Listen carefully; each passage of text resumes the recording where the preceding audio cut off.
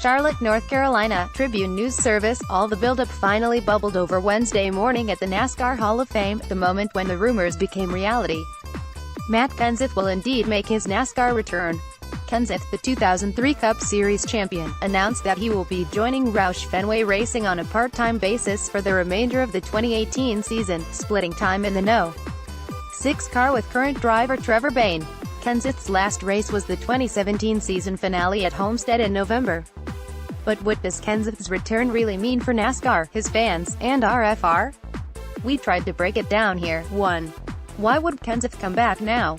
This is probably the easiest question to answer, and truthfully, perhaps the only one we have a complete answer to. Kenseth said repeatedly at the end of last season that it was never his intention to retire. Rather, he just couldn't find a ride that fit, and so his career would sort of just fizzle out. Now those circumstances have changed. Kenseth's past with Roush, he drove for the team from 2001 through 2012, contributed to his decision to come back under these circumstances, but really, this is something Kenseth has wanted for a while now. If it was just strictly about driving, I probably would have been at Daytona driving something. Kenseth said, "It's more about the rest of it. It's more about coming here and trying to help, and coming to see what the further out future looks like for me 3, 4, 5 years down the road, too."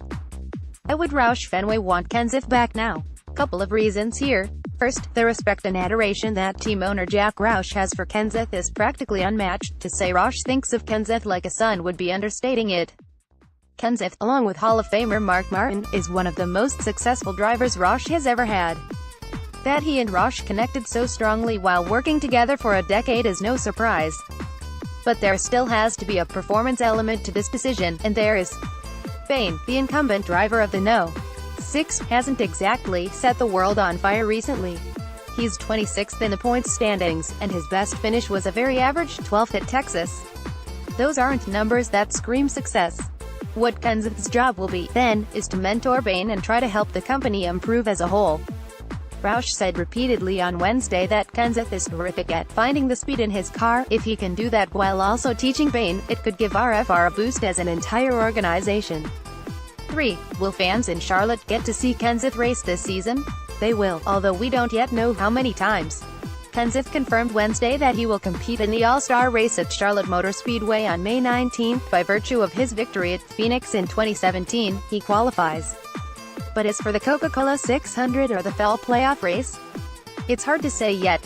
The team said it is still figuring out which races Kenseth will run and which Bayne will run, but Charlotte area NASCAR fans will at least get to see Kenseth in person one more time before his career ends. What are realistic expectations for Kenseth for the rest of this year? Based on Kenseth's championship pedigree, the immediate question on Wednesday was, will Kenseth try to make the playoffs this season?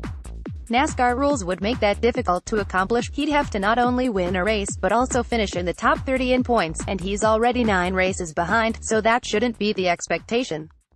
Instead, look for Kenseth to really mentor Bayne, but also Ricky Stenhouse Jr.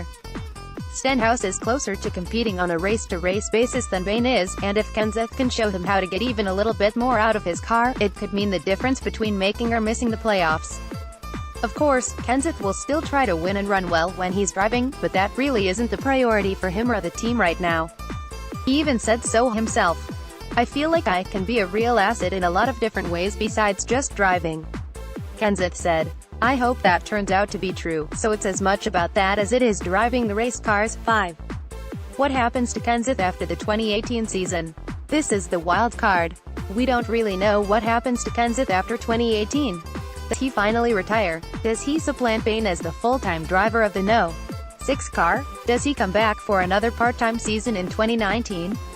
Does Roush Fenway start a third team for him? Or is it time for Kenseth to move into more of a behind-the-scenes, executive sort of role? Based on comments from Kenseth, Roush, and team president Steve Newmark, we can speculate a trajectory of sorts. Kenseth will finish this season part-time with Bayne, and if he still has the desire to race in 2019 and beyond, then the team will sort something out, whether that's another part-time deal or a third team, to accommodate him. Then, whenever his driving days are finally over, he'll remain with Roush Fenway in some capacity.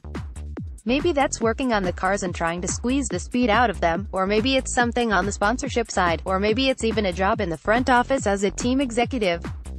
The point is, the only guarantee we have as far as Kenseth is concerned is that he'll be around part-time in 2018. After that, it's pretty much up to him to decide what he wants, and the rest of us will just have to wait and see.